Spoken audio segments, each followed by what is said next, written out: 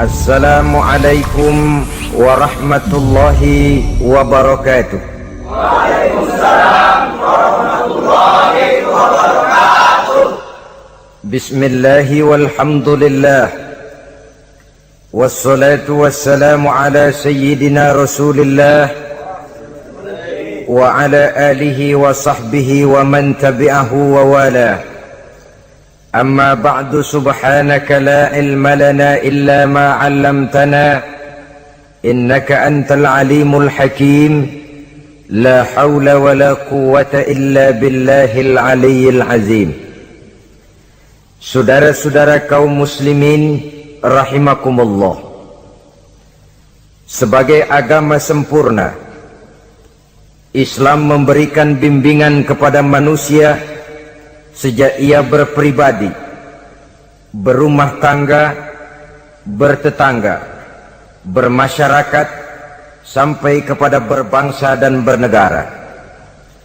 Adalah benar jikalau dalam ayat ketiga surah Al-Maidah Allah subhanahu wa ta'ala berfirman, Al-yawma akmaltu lakum dinakum wa atmamtu alaikum ni'mati wa raditu lakumul islam dina. Pada hari ini telah aku sempurnakan bagimu agamamu. Sempurna dalam arti bahwa nilai-nilai Islam menyentuh seluruh kegiatan hidup manusia, sejak dari yang sekecil-kecilnya sampai kepada yang sebesar-besarnya. Wa atmamtu alaikum ni'mati, aku cukupkan nikmatku kepadamu. Wa raditu lakumul islam dina, dan aku ridhoi Islam sebagai agama bagimu. Pada pertemuan kali ini kita akan membicarakan cuplikan kecil dari bagaimana hak-hak hidup bertetangga menurut ajaran Islam. Seperti yang kita maklum bahwa secara zahir tetangga adalah orang yang paling dekat hidupnya dengan kita. Apalagi jikalau kita adalah perantau, walaupun hakikatnya seluruh manusia di permukaan bumi ini adalah perantau. Tapi perantau dalam artian kita jauh dari kampung halaman tempat di mana kita dilahirkan, jauh dari ayah bunda, keluarga, sanak famili, dan handai tolan. Tidak selamanya hidup ini berjalan mulus. Kadang kita berhadapan dengan hal-hal yang tidak menyenangkan, kadang kita bertemu dengan hal-hal yang tidak kita harapkan. Tentu bukan orang dari kampung yang datang menolong kita lebih dahulu, melainkan tetangga sebelah menyebelahlah barangkali yang akan melaksanakannya. Banyak orang merasa senang tinggal dalam satu lingkungan oleh karena ia mempunyai tetangga-tetangga yang sesuka hidup sosial, bermasyarakat, hormat menghormati, dan lain sebagainya. Tetapi tidak jarang orang merasakan lingkungannya sebagai neraka oleh karena tidak ada tetangga-tetangga yang dapat diajaknya untuk hidup bersosial. Demikian besar perhatian Islam terhadap hak-hak bertetangga ini, sehingga melalui hadis dari Abi Suraij Al-Khuzai, Rasulullah sallallahu alaihi wasallam bersabda, "Man kana yu'minu billahi wal yaumil akhir falyuhsin ila jarihi." Rawahul Bukhari wa Muslim. Beliau bersabda, barang siapa yang beriman kepada Allah dan hari akhir, hendaklah ia berbuat baik kepada tetangganya.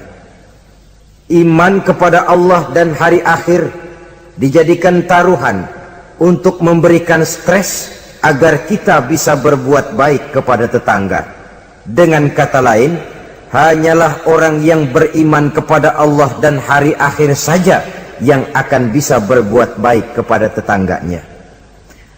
Kalau demikian masalahnya, bagaimana cara berbuat baik kepada tetangga? Dengan kata lain, apa hak-hak dalam kehidupan bertetangga itu? Melalui hadis yang diriwayatkan oleh Amru ibnu Shu'aib, Rasulullah pernah bertanya kepada para sahabat di satu hari, atadruna ma haqqul jar? Saudara-saudara, tahukah kamu apa hak tetangga itu? Beliau sendiri kemudian menjawab, pertama, izasta'ana bika a'antahu.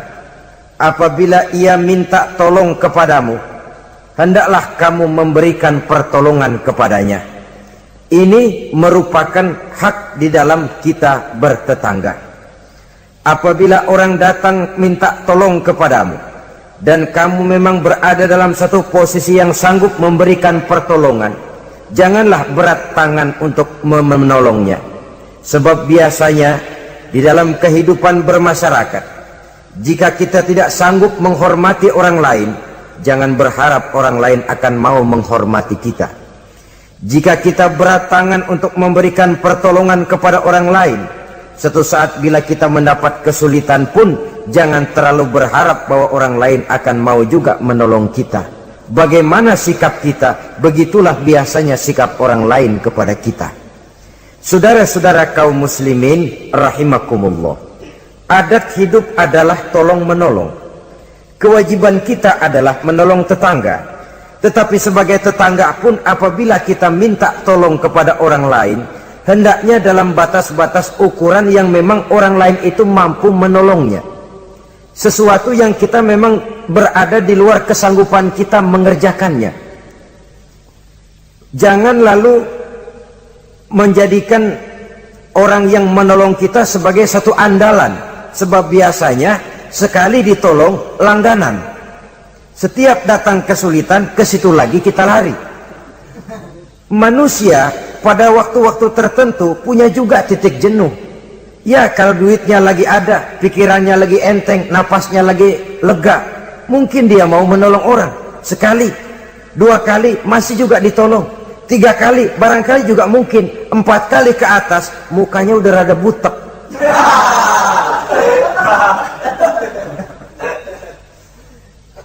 Saudara-saudara, oleh karenanya, walaupun adat hidup adalah memang tolong menolong, tolong menolong itu artinya kan take and give, saling memberi, saling menerima.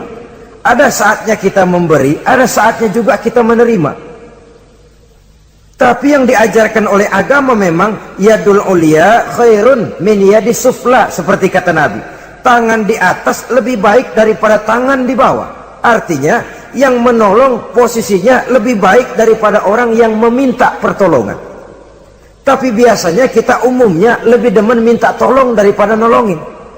Bahkan sesuatu yang kita mampu pun, kalau masih ada yang mau nolongin, masih kita andelin tuh orang. Ya lu aja dah, lu aja. Padahal kita bisa. Akhirnya terdidik kita untuk manja, kehilangan kepercayaan kepada kemampuan diri sendiri. Saudara-saudara, jadi walaupun adat hidup adalah tolong menolong, tetapi jangan lalu mengandalkan sehingga kita tidak mau mengeluarkan kemampuan yang maksimal untuk melakukan usaha terhadap sesuatu yang memang kita masih mampu untuk mengusahakannya. Ini yang pertama. Yang kedua kata Nabi, wa izastan soroka nasartahu. Apabila ia meminta bantuan kepadamu, maka bantulah. Ada perbedaan antara ista'ana dengan istansoro. Ista'ana biasanya pertolongan dalam bentuk moral. Istansoro pertolongan, bantuan dalam bentuk material. Menolong dengan membantu. Membantu kelihatannya lebih real, lebih nyata. Menolong bisa secara moral. Keduanya diajarkan oleh agama. Orang yang datang minta tolong kepadamu, tolong dia. Orang yang datang meminta bantuan kepadamu dan kamu ada kemampuan untuk itu, bantu dia. Allah akan selalu menolong seorang hamba selama hamba itu masih mau menolong saudaranya. Allah selalu akan membantu seorang hamba selama hamba itu masih mau membantu saudaranya. Sehingga dengan demikian, orang yang kita tolong mungkin dia tidak bisa memberikan balasan kepada kita. Orang yang kita bantu barangkali juga tidak bisa memberikan balasan kepada kita. Allah yang akan memberikan balasan melalui jalan lain yang tidak pernah kita sangka-sangka barang sedikit pun. termasuk jenis yang min haitsu la yahtasib, termasuk jenis yang tidak kita perkirakan sebelumnya dari mana datangnya, bahwa pertolongan kita kepada orang lain akan meluaskan jalan usaha kita, bantuan kita kepada orang lain akan melancarkan rezeki kita sendiri. Tidak ada orang jatuh miskin karena rajin membantu orang lain. Tidak ada orang jatuh bangkrut karena murah tangan rajin sedekah. Wah, dulunya dia kaya banget Pak, cuman kerajinan sedekah bangkrut sekarang. Tidak ada. Belum pernah ada terjadi itu. Bukan bakhil yang menyebabkan orang jadi kaya, bukan sikap pemurah yang menyebabkan orang jatuh miskin. Malahan saudara-saudara, kaya itu kan ada dua macam tuh. Ada kaya majazi, ada kaya hakiki. Yang dinamakan kaya majazi, orang yang banyak hartanya tapi miskin hatinya. Sebenarnya hidupnya cukup, tapi dia masih selalu merasa kurang, maka dia tidak pernah cukup. Duitnya banyak, tapi perasaannya selalu miskin, maka dia miskin terus. Duitnya 1 juta, hilang 1.000, yang 1.000 dia pikirin, botak palanya.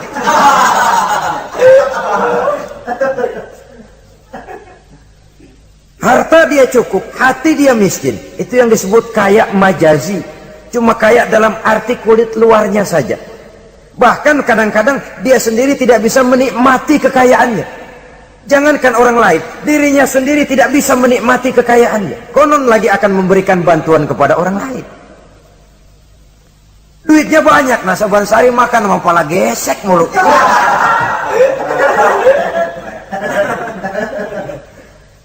Jangankan orang lain, dia sendiri tidak bisa menikmati kekayaannya. Hawanya udah mau tekor aja udah. Saudara-saudara, lah yang dinamakan kaya hakiki, orang yang kaya hatinya, ini sumber kekayaan. Kalau dalam suasana keadaan hidup yang sekarang ini kita sudah merasa kaya, alhamdulillah, inilah yang diberikan Allah kepada kita. Miskin saya? Enggak, di bawah saya masih banyak orang yang lebih miskin lagi. Susah saya? Tidak, di bawah saya masih banyak orang yang lebih susah dari saya. Tidak punya duit saya, oh orang lain yang lebih tidak punya duit lagi dari saya masih lebih banyak. Orang yang kaya hakiki. Dari sini kekayaan berangkat, dari sini kekayaan dimulai. Oleh karena itu biarin duit kita banyak asal hati kita kaya, nggak apa-apa.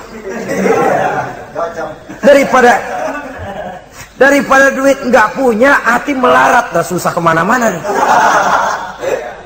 Kesono sumpok kemari sempit. Saudara-saudara, jadi oleh karenanya bantuan kita kepada orang lain akan melancarkan rezeki kita. Pertolongan kita kepada orang lain akan memudahkan usaha kita. Yakinlah itu. Karena Allah tentu tidak buta. Allah tentu maha adil. Allah tentu maha bijaksana. Tidak ada ruginya orang yang menolong orang lain. Walaupun kadang-kadang kan air susu dibalas air tuba. Kadang-kadang ada istilah, gua nolongin anjing kejepit. Susah ditolongin, begitu senang nginjek. Kadang-kadang tahu begitu. Itu perasaan manusiawi kita sebenarnya. Perasaan manusiawi kita. Tapi sesungguhnya walaupun kebaikan kita dibalasnya dengan kejahatan, Allah kan tidak buta. Allah kan adil. Akan datang kebaikan-kebaikan dari arah lain meliputi kehidupan kita. Karena itu jangan pernah menyesal untuk berbuat baik. Jangan pernah menyesal untuk berbuat baik. Saudara-saudara kaum muslimin rahimakumullah. Jadi yang kedua, apabila dia meminta bantuan kepadamu, bantu. Andai kata belum bisa, ya dengan kata-kata. Kata-kata itu juga sudah meringankan kesulitan orang. Kadang-kadang sudah membantu enggak, ngomong enggak enak lagi. Ini namanya orang udah jatuh kita tibanin ember.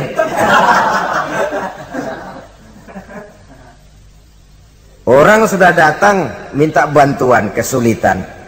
Sudah gitu udah enggak kita kasih. Ngomong kita pahit bener.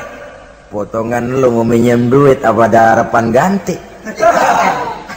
Umpamanya saudara-saudara, Taruh kata tidak bisa kita membantu secara real, bantulah dengan kata-kata. Syukur kalau dengan doa.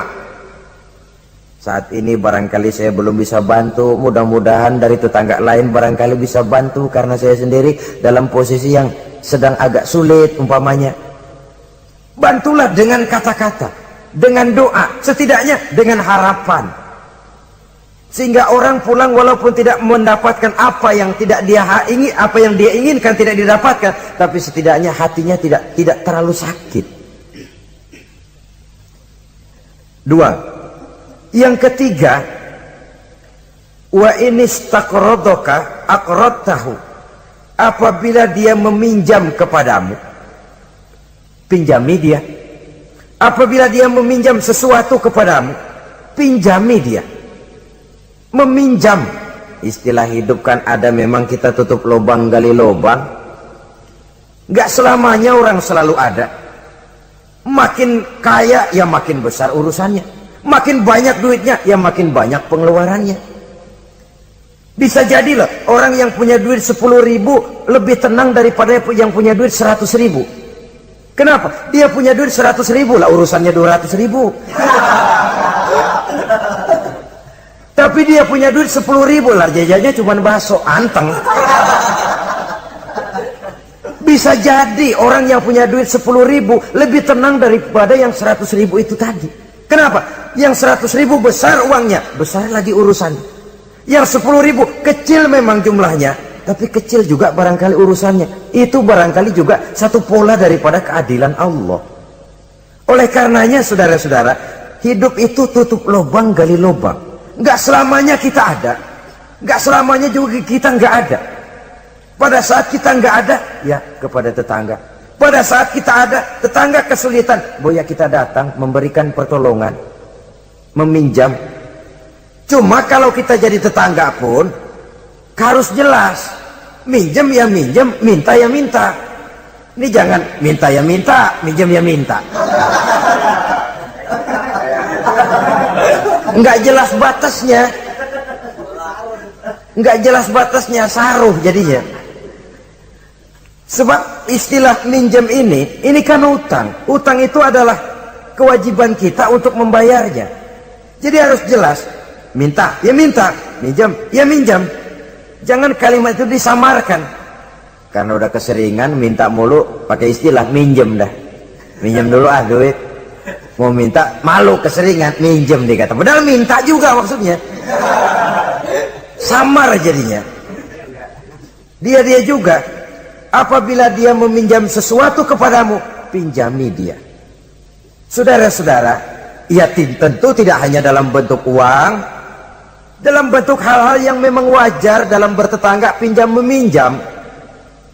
Teriskaan umpamanya tuh, lalu pisau, apa gunting, apa-apa.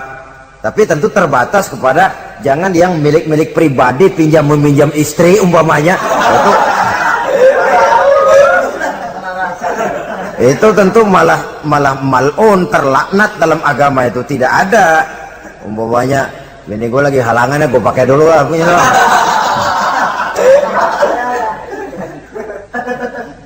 Apabila dia meminjam sesuatu kepadamu yang kamu ada, punya, pinjami dia. Sebab suatu saat pun pasti akan terjadi di mana kita juga bisa minjam kepada orang lain. Dengan demikian akan terjadi saling pengertian. Sebaliknya kalau kita ada, seret banget keluarnya. Orang minjam, kita ada, orang tahu kita punya, nggak kita kasih. Ntar giliran kita perlu minjam, dia kan gitu juga, bayar utang. Jangan, kalau dia jangan dah, puyuh bebuntut, jangan dipinjam. Nah, dia begitu juga sama kita, kan begitu hidup itu. Dia begitu juga katanya sama kita. Orang yang berhati sutra itu jarang, orang yang berhati emas itu jarang, yang bisa membalas air tuba dengan air susu itu jarang, yang bisa berbuat baik dengan orang yang jahat itu kan langka. Kita kan sistemnya masih draw. Udah begitu ya, gue begitu. Seri kita maunya. Dan memang agama mengajarkan wa jazaa'u sayyi'atin sayyi'atun misluha, tapi faman afa wa aslaha fa ajruhu 'ala Allah. balasan terhadap suatu kejahatan, kejahatan yang seimbang. Tapi kalau kamu berbuat baik dan mau memberi maaf, itu yang lebih baik dan itu yang akan dapat pahala. Jadi kalau orang pelit sama kita, kita pelit lagi, ya seri mang, seri. Artinya nilai diri kita tidak lebih baik daripada dia itu. Tapi kalau kita bisa baik sama tetangga yang pelit, pertama nilai kita lebih baik daripada dia. Yang kedua dia bingung diri dah. Dia bingung diri. Ini orang gue pelit banget sama dia, gue baik banget sama gue. Dia bingung diri, saudara-saudara. Kalau emang nggak bingung malu, badak.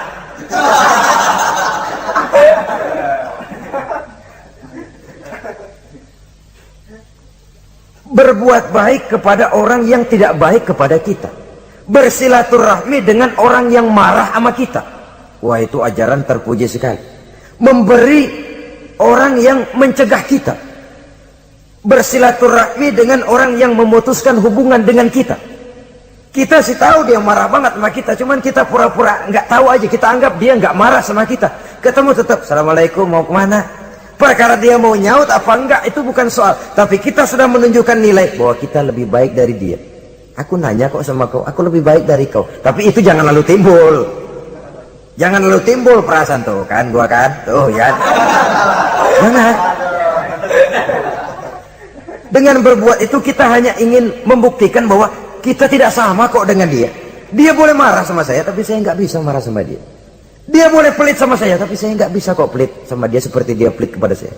Dia boleh memutuskan silaturahmi dengan saya, tapi saya nggak bisa kok begitu. Dengan begitu kita sudah menunjukkan satu posisi bahwa kita lebih baik daripada dia. Tapi kan langka yang begitu, umumnya yang enak kan draw, tos-tosan. Saudara-saudara kaum muslimin, jadi izastakrodoka akrotahu, apabila ia meminjam sesuatu kepadamu dan kamu ada kemampuan, ada yang akan kamu pinjami, pinjamkan dia. Apalagi kalau kita merasa bahwa yang meminjam ini dalam satu posisi yang memang dia rasanya sulit untuk mengganti. Lebih baik sudah diniatkan sedekah saja, diikhlaskan. Sudahlah bu, nggak usah pinjam, saya bantu saja. Daripada nanti jadi beban lagi, sudah saya ikhlaskan, saya bantu. Itu yang lebih istimewa. Tapi saya katakan tadi, kalau tidak ada kesadaran bahwa rezeki adalah amanah Allah, bahwa harta adalah titipan Allah, apa sih yang kita punya? Seperti kita lahir ke dunia, begitulah kita akan masuk ke liang kubur. Cuma kelebihannya kain putih saja. Selebihnya tidak ada lagi. Sebagaimana kita lahir ke alam dunia ini, begitulah kita akan meninggalkan alam dunia ini. Jadi yang kita jaga kukuh-kukuh, yang kita bentengi, yang kita bakhil karenanya, sedikit pun tidak akan pernah kita bawa. Kecuali kalau dia, saya katakan tadi, kita infakkan di jalan yang diridhoi Allah, termasuk menolong orang. Ada juga lagi nih, minjemin tapi nyakitin. Rentenir namanya. Pakai perjanjian. Minjam 10 pulang 15, itu sama juga nyekek leher. Karena itu rentenir sangat dicela dalam ajaran agama. Mencari orang-orang susah, menolong, tapi di belakang menolong menjerat, sehingga utangnya itu lalu beranak. Giliran nggak mampu aja, tanah orang digetet. Mungkin nggak mampu, rumahnya ditarik, habis dah. Saudara-saudara kaum muslimin, akhirnya yang melarat semakin bertambah kemelaratannya. Itu yang keempat. Maksud saya yang ketiga. Yang keempat, saudara-saudara, wa iniftaqara utta alaihi. Apabila dia miskin, maksud miskin di sini kesusahan. Utta alaihi,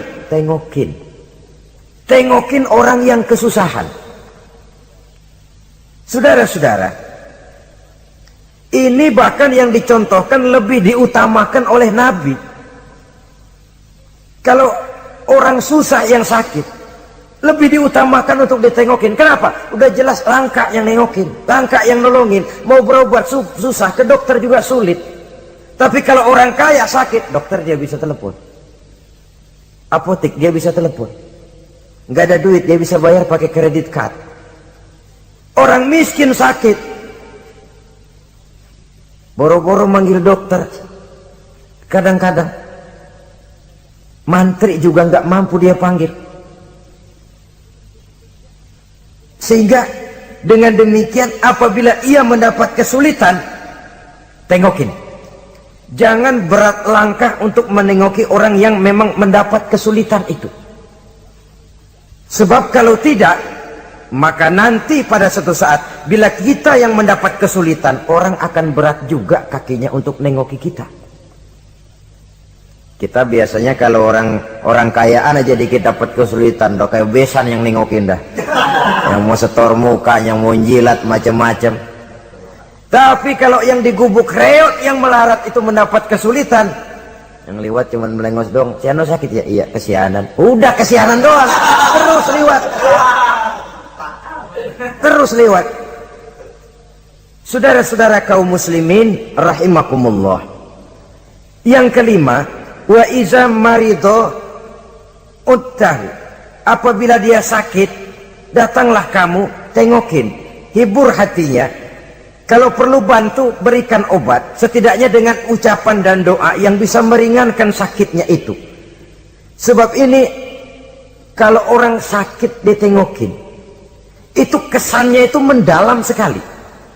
Bukankah itu Quraisy yang ngeludahi Nabi masuk Islam oleh karena pada waktu sakit dia, Nabi yang nengokin.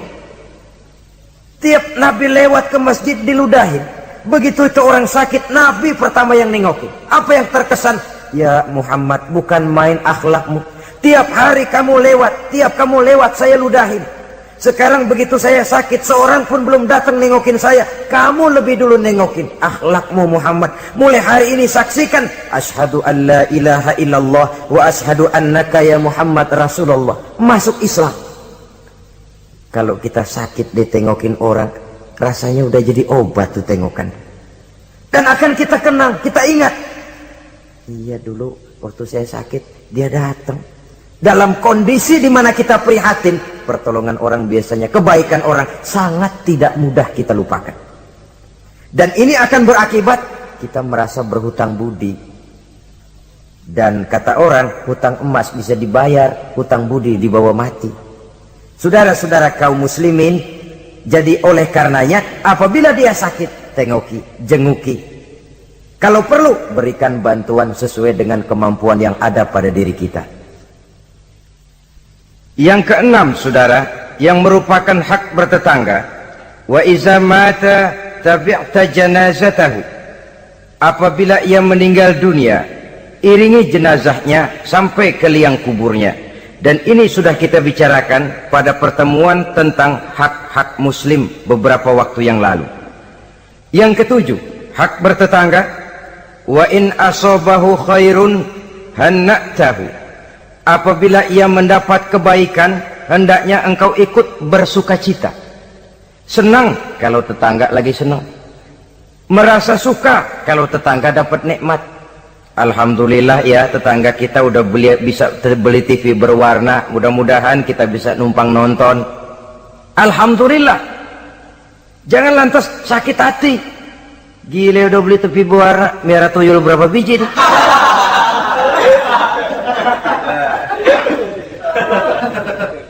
Sebab umumnya kan begitu, kalau kita ada, orang selidikin dukunnya, kalau kita keblangsak, orang surakin.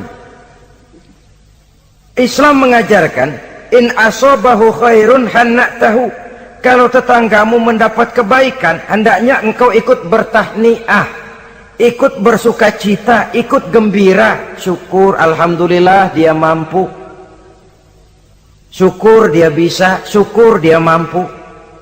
Dan itu memang berat.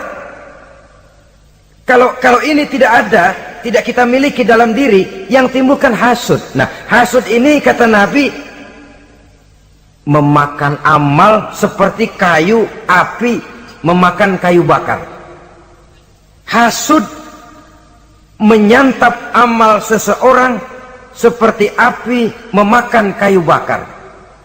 Kita sangka sembahyang kita udah cakep bener, tapi punya sifat hasud, maka nilai sholat kita itu bisa dimakan oleh sifat hasud tadi. Kita sangka puasa kita udah cakep banget, tapi hati berbulu, hasud. Kalau orang Betawi bilang berak, nggak ada demen-demennya sama orang. Ada orang dapat nikmat, timbul hasudnya. Hasud itu akan menggeragoti amal seseorang, kata Nabi, seperti api memakan kayu bakar. Api kalau makan kayu bakar kan cepat sekali, kretek habis. Begitu cepatnya hasud memakan amal seseorang. Jadi kita yang sudah rajin sholat, kita yang sudah tekun puasa, kita yang sudah rajin baca Quran, tahajud di waktu malam, jangan dulu lalai, jangan dulu sombong. Siapa tahu hati ini masih bersarang penyakit hasud. Tidak senang melihat orang lain dapat nikmat. Sempit hati kita melihat orang lain bahagia. Saudara-saudara kaum muslimin rahimakumullah, alangkah mulianya ajaran Islam. Tetanggamu dapat kebaikan, kau ikutlah bersuka cita, kau ikutlah gembira, kau ikutlah bahagia. Kenapa? Kita umat Islam, jangankan bertetangga kepada sesama muslim, kepada yang non muslim saja hak bertetangga itu ada, apalagi kepada yang sesama muslim. Satu badan, apabila yang satu sakit, yang lain akan ikut merasakan sakit. Sering dicontohkan, badan kita, saudara jalan tengah malam, asik jalan, jempol kesandung akar nangka, beletak. Kontan begitu ibu jari tersandung, darah keluar, mulut bilang aduh, pala ikut pusing, mata nangis. Nggak usah pakai nunggu undangan.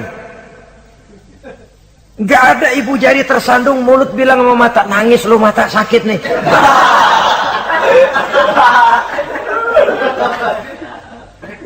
Kalau anak sekolahan bilang, ini yang disebut solidaritas sosial yang terjadi secara reflektif. Begitu tetangga senang, kita ikut senang. Tetangga susah, kita ikut susah. Reflektif. Sehingga dengan demikian, kita ini bagaikan satu badan. Apabila yang satu sakit, yang lain ikut merasakan sakit. Lebih dari sekedar darah, ras, kita diikat dengan akidah. Dari akidah yang sama lahirlah rasa kesamaan, kesetiakawanan sosial istilah sekarang ini. Sehingga kesenjangan bahwa yang kaya makin kaya, yang miskin makin bangkrut tidak akan makin memuncak. Ya memang bahwa penduduk dunia selalu ada yang miskin, ada yang kaya, itu nature, sunnatullah, emang dari sononya udah begitu. Kalau semua orang kaya, ya tidak ada yang miskin. Semua orang miskin, ya tidak ada orang kaya. Logikanya, seseorang dinamakan kaya karena ada yang miskin. Orang disebut miskin karena ada yang kaya. Kenapa dia bilang kita bilang dia miskin? Kita ukur dari yang kaya. Kenapa kita bilang dia orang kaya? Kita ukur dari yang miskin. Jadi mestinya orang kaya itu terima kasih kepada orang miskin. Sebab kalau tidak ada orang miskin, orang kaya tidak ada. Saudara hadirin yang saya hormati, jadi dengan demikian, etik dalam kehidupan bertetangga menurut ajaran Islam, apabila tetanggamu mendapat nikmat, kau ikut bersyukur. Kan langka yang begini nih, yang ada yang enak banget emang kita katain, atau paling tidak kata-kata yang enggak enak. Lihatin aja dia mau kemana, lihatin gitu. Segitu enggak senengnya lihat orang lain dapat nikmat. Yang kedelapan, lawanannya, wa in asobathu musibatun azzaitahu. Apabila ia mendapat kesulitan, azzaitahu, kamu hendaknya ikut bertakziah, ikut berduka cita. Dia mendapat kesulitan, kita ikut berduka cita. Kesulitan yang paling ringan sekalipun. Radionya hilang, televisinya hilang, istrinya umpamanya hilang. Umpamanya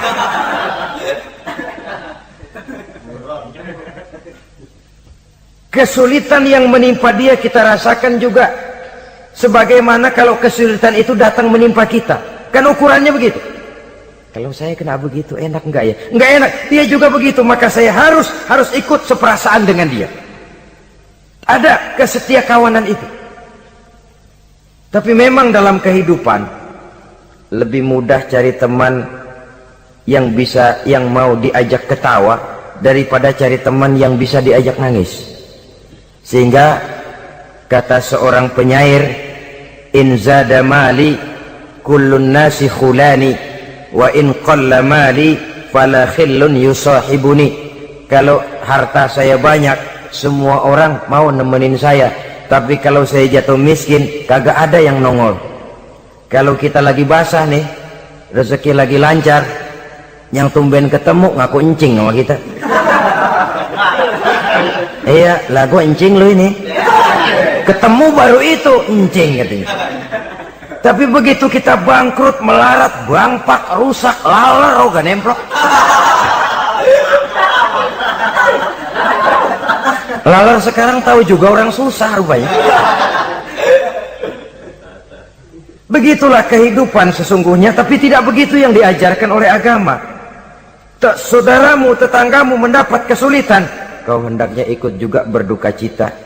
Jangan senyum di atas penderitaan orang lain, jangan menari di bangkai orang lain, jangan tertawa di atas tangisan tetangga, jangan asal senang sendiri. Karena itu pernah dicontohkan, kebebasan kita hakikatnya dibatasi oleh kebebasan orang lain. Kebebasan mutlak tidak ada. Kalau saya beli radio, kalau saya berpikir menurut saya sendiri, radio gue, yang beli gue, pakai duit gue setel di rumah gue, sekeras-kerasnya, ada apa malu pada? Itu kan kalau menurut saya. Tapi tetangga sebelah saya kan juga mikirnya begitu. Mata gue, yang ngantuk gue tidur di kamar gue, ngapa suara radio lu masuk kemari?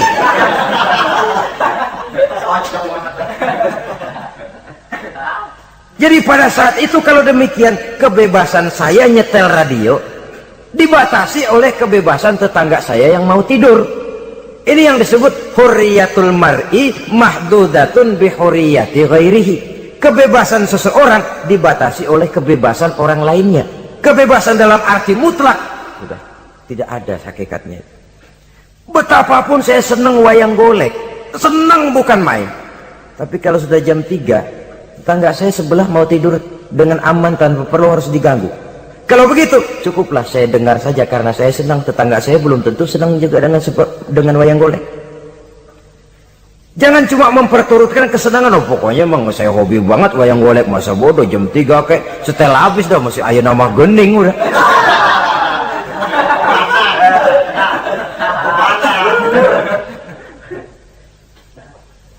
Baiklah saudara-saudara, jadi yang ke-9 sekarang, wala tastazillu alaihil bina fatahjubu anhu rihu illa biiznihi. Jangan meninggikan, jangan melebihkan bangunan sehingga menutup jalan angin kecuali dengan izinnya. Nah, ini yang sering terjadi. Kadang-kadang lah tanah gua, emang apa gua bangun diri di atas tanah gua. Kadang-kadang pas-pasan bangun tembok di tembok orang. Kadang-kadang tembok orang aja pakai dapur. Ya kalau dengan izin sih nggak jadi soal. Boya dikasih jarak begitu. Kadang-kadang ngambil pas sehingga jatuhnya air genteng kita ke tanah orang lain. Itu pun kalau tidak dengan izin orang yang bersangkutan, itu sudah mengganggu hak bertetangga. Saudara-saudara, begitu etisnya Islam melindungi hak-hak orang lain, sehingga jalan angin saja kalau orang lain jadi sumpek, itu sudah mengganggu etika bertetangga. Walaupun batas tanahnya memang itu, tapi boleh dikasih jarak setengah meter apa 1 meter untuk lintas angin supaya ada sirkulasi udara dan lain sebagainya, sehingga dengan demikian akan timbul saling pengertian. Dan kalau sudah ada saling timbul pengertian, maka kenikmatan bertetangga itu ada. Nah, lebih celaka lagi kalau nanti jor-jorannya jor-joran bangun bangunan. Lu bangun 2 tingkat, gua 3 ntar. Yang sebelahnya 4, yang sebelahnya 6.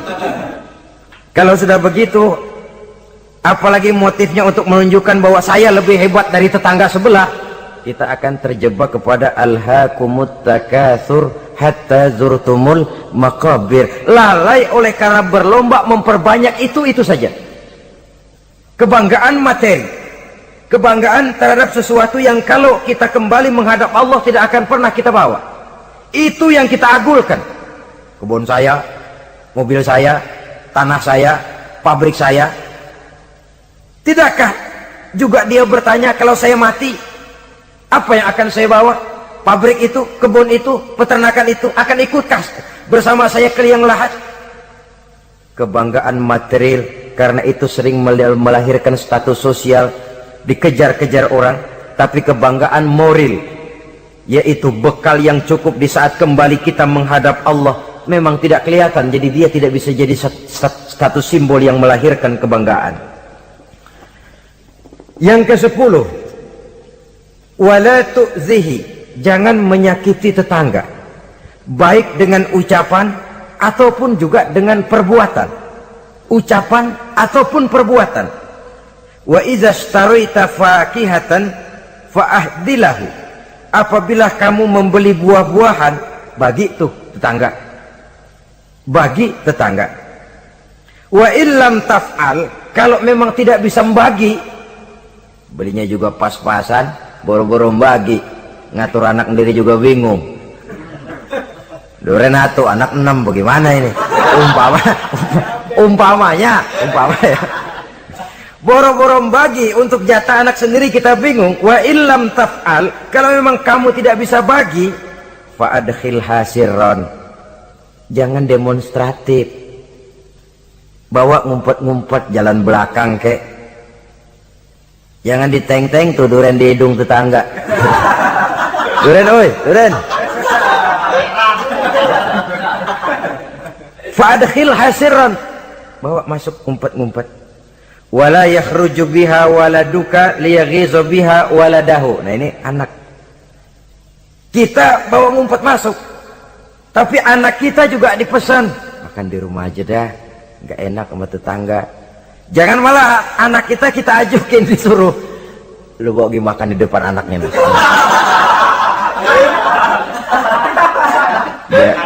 biar dia celam-celam gitu. Karena itu tentu akan menyakiti perasaannya. Apalagi kalau dia lihat, ya tetangga kita sih mungkin nggak minta, tapi etisnya kan begitu, etisnya. Loh, kok kayak hidup sendirian sih, bawa rambutan sekarung, sebelah kayak kebagian dikit, enggak, apa dimakan semua sekarung kan? Orang berpikir begitu. Dia mungkin nggak, jangankan minta, berharap pun enggak, tapi etisnya bertetangga itu. Kalau kau membeli buah-buahan, bagi tetanggamu, hadiahkan tetanggamu. Andai kata tidak bisa dilakukan itu, jangan demonstratif. Saudara-saudara, bukankah ini pada hakikatnya menjaga perasaan? Karena bertetangga itu peka sekali. Apalagi bagi kita yang tinggal di perkampungan dengan perumahan yang rapat, atau di komplek-komplek di mana persaingan kelihatannya dalam satu level itu begitu menyolok. Kadang-kadang status suaminya, pegawainya sama, golongannya sama, tapi sebelah punya kulkas, sebelah enggak, murug. Sebelah TV-nya berwarna, sebelah hitam putih, meriang. Sebelah beli motor, sebelah enggak, bengek. Sering terjadi hal semacam itu, menimbulkan psikosomatik. Itu sering diceritakan, dibakar oleh perasaannya sendiri. Tinggal lagi di komplek di mana kelangsungan kehidupan kelihatan betul sehari-hari. Sering terjadi, tangganya sebelah beli motor, yang sebelah meriang. Besokannya beli kulkas, dia bikin gawat, masuk rumah sakit. Di rumah sakit dengar tetangganya beli mobil, mati.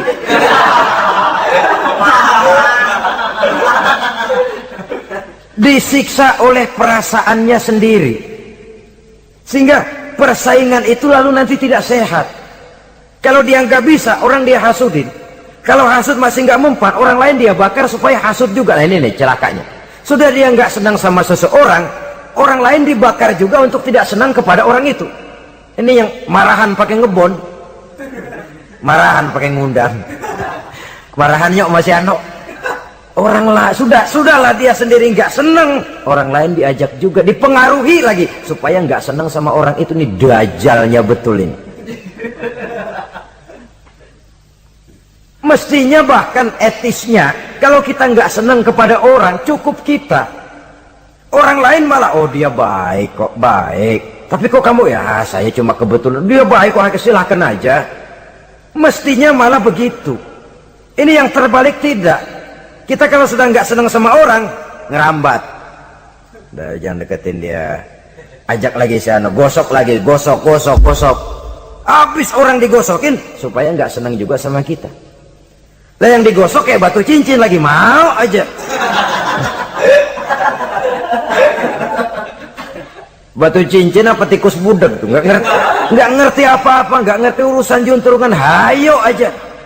Saudara-saudara kaum muslimin, begitu perhatian Islam di dalam menjaga perasaan bertetangga, sampai dalam hal-hal yang kayak begini, jangan melukai perasaan orang. Ini kan kelihatannya sepele, soal kita beli lah, yang beli buah saya, pakai duit saya.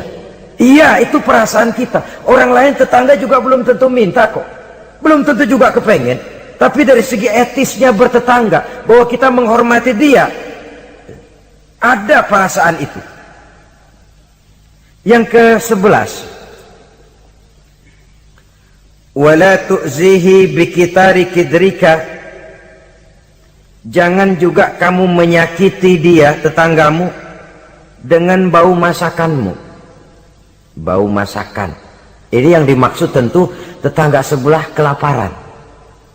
Kita udah nggak membantuin ngirimin makanan, baunya doang kita kirimin. Tinggal dia celam-celam, beleweran, telir. Saudara-saudara, ini juga termasuk demonstratif. Nabi mengajarkan, iza tobakhta marokotan fa'aksir ma'aha wa ta'ahad jironaka. Apabila kamu bikin sayur, banyakin kuahnya, bagiin tetanggamu. Tapi jangan ditafsirkan mentah ini hadis. Begitu nyayur, kuah mulu. Tangga semua kebagian ya, cuman air. Ya tidak berarti harus ditafsirkan secara mentah demikian itu, saudara-saudara. Tapi ini ada kaitannya dengan yang ke-11 tadi, bahwa menjaga perasaan bertetangga. Kemudian pertanyaan ini ditutup oleh Nabi, summa qala atadruna ma haqqul jar, sudah tahukah kamu apa hak tetangga itu? Wallazi nafsi biyadihi la yuballighu haqqal jar illa man rahimahullah. Demi yang jiwaku berada di tangannya, demi Allah, orang sulit untuk memberikan hak tetangga, untuk menyampaikan hak tetangga, kalau bukan dengan rahmat Allah. Sebab hanya rahmat Allah itu yang datang di hati kita. Kita bisa menolong orang lain, kita bisa membantu orang lain. Kalau tidak ada rahmat Allah di hati sini, sulit loh, berat nolong orang itu. Kalau tidak ada rahmat Allah di sini, orang lain dapat kesenangan, kita ikut gembira, itu sulit. Kalau tidak ada rahmat Allah di sini, orang lain dapat musibah, kita merasa juga dapat musibah, sulit. Hanya orang yang di hatinya ada rahmat Allah yang punya perasaan seperti itu. Itu Nabi sumpah, wallazi nafsi biyadih, demi Allah yang jiwaku berada di tangannya. Yang bisa menyampaikan hak tetangga hanyalah orang yang memang dapat rahmat dari Allah Subhanahu wa ta'ala. Dia minta tolong, kita tolong. Dia minta bantuan, kita bantu. Dia minjam, kita berikan pinjaman. Dia miskin, kita tengoki. Dia sakit, kita jenguk. Dia meninggal, kita iringi jenazahnya.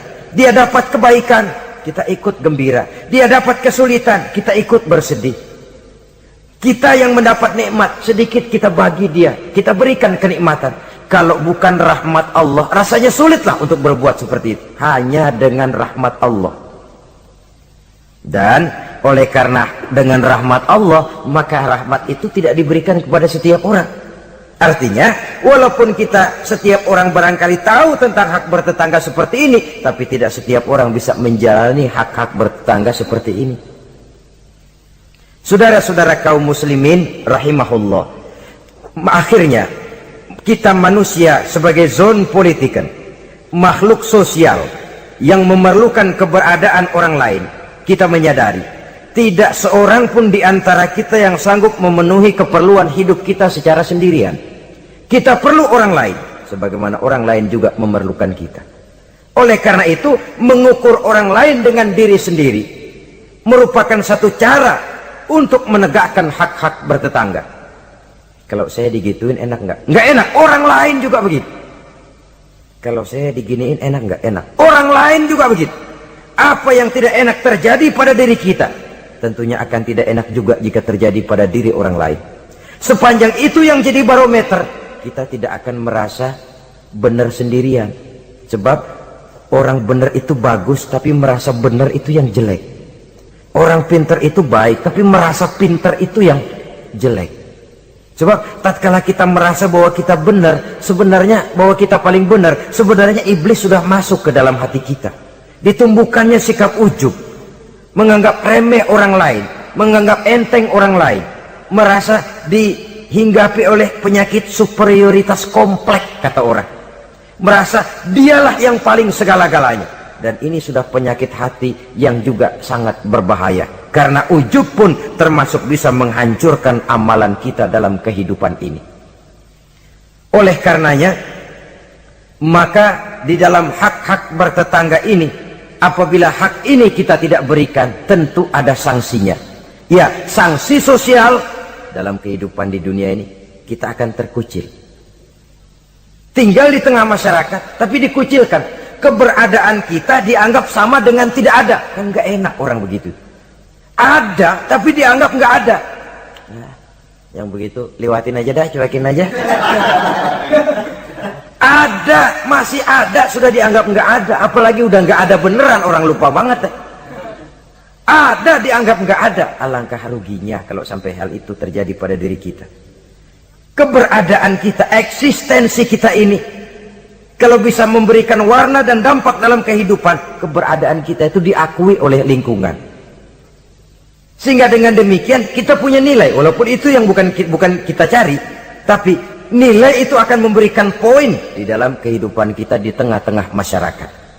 Jangan lupa, masyarakat punya hukum yang tidak tertulis, tapi kekuatannya lebih kuat dari hukum tertulis.